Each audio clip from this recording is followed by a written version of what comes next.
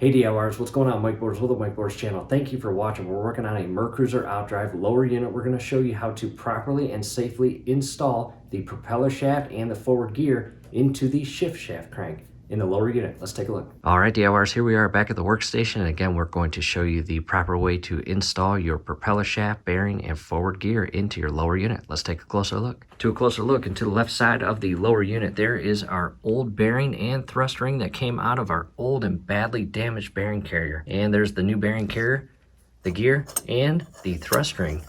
And again, this is the reverse gear.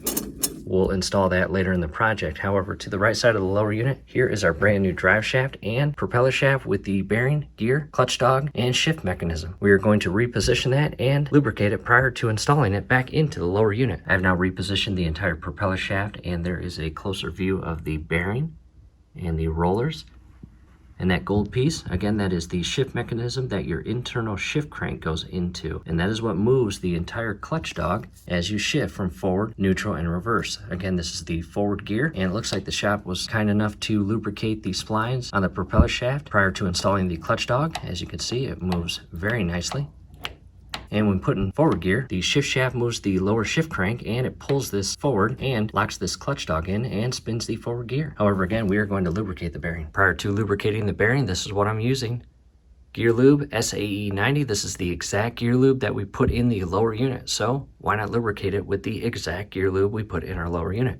That is going to lubricate the gear and bearings. And DIYers, as I do this, I'm going to do my best not to get in your way so you get a good view of this. And it looks like the shaft lubricated the bearings slightly, which is awesome. However, we're going to lubricate it just a bit more so you can see how we do this. And again, all I'm using is the gear lube that we pump inside the lower unit. And set that aside. And as the gear oil flows out, I'm basically going to rub the roller bearings. And I'll pump just a little bit more. And I'll really allow the gear lube to get inside the bearings and rollers. And yeah, you're gonna get a little messy. Wear some gloves.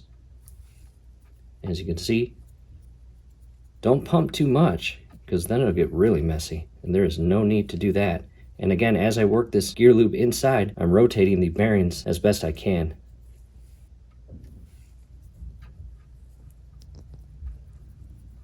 And just do this the entire way around.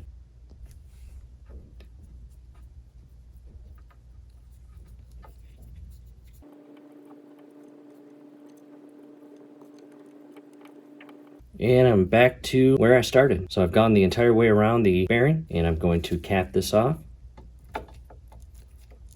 and shift that aside. And again, without getting dirty, just kind of move the bearing. And that is going to allow the gear lube to work itself into the roller bearings. And don't spin it too fast because you may get gear lube flying out and onto you or onto any surface that you do not want it on. So again, be careful. Time to clean up and install this inside the lower unit. And what I would do next, I would advise to lubricate the splines of the propeller shaft. However, again, it looks like the shop did a very good job on that. We're going to not do that. Coming inside now. And to the rear portion of the inner case, again, that is your shift crank, and you want to make sure it is shifted to the left, because as we lift up the propeller shaft and shift it into this lower case, this part right here needs to attach or lock onto that shift crank. And the only way to do that, per the service manual, is having that to the left. For example, don't have it to the right, have it to the left. Next, I'll grab a flashlight. This is my Browning Buckmark. Love that company. Going to turn it on and come up to the drive shaft cavity and rest it in place to hopefully give you a better view of it. And again, this is heavy, so be careful. And just carefully shift this in. And again, the propeller shaft will be shifted to the left of the case to allow that locking mechanism to attach onto the inner crank. And once it's all the way back, shift it to the center. I'll carefully let go. From here, we need to go inside, double check how it looks, and then we will begin shifting that shift shaft to ensure that that locking mechanism is properly positioned on the shift crank. Coming back inside, there's a better view of it, and so far so good. And DIYers, we're not actually going to cover the shimming process because we did not pull the bearing race or carrier that the bearing on the back side of that forward gear seats into. And in addition, our serial number engine may be different than yours. So it is extremely important to reference your service manual or owner's manual for your exact serial number engine. And with that said, if all looks good down here, what we're going to do is we're going to come up top and we're going to rotate the shift shaft to ensure that the clutch dog inside here shifts back and forth. First thing you want to do is ensure that the propeller shaft itself is as center in the lower unit cavity as possible. Then we'll come up top and shift the shift shaft back and forth to again ensure that the clutch dog shifts back and forth, as shown here. And that is exactly how it is supposed to work. Taking a step back and DIYers, that is it. We still have a lot to do, but that's all we want to cover in this video. Scrolling above right now is a link to a video where it basically picks up right where we left off.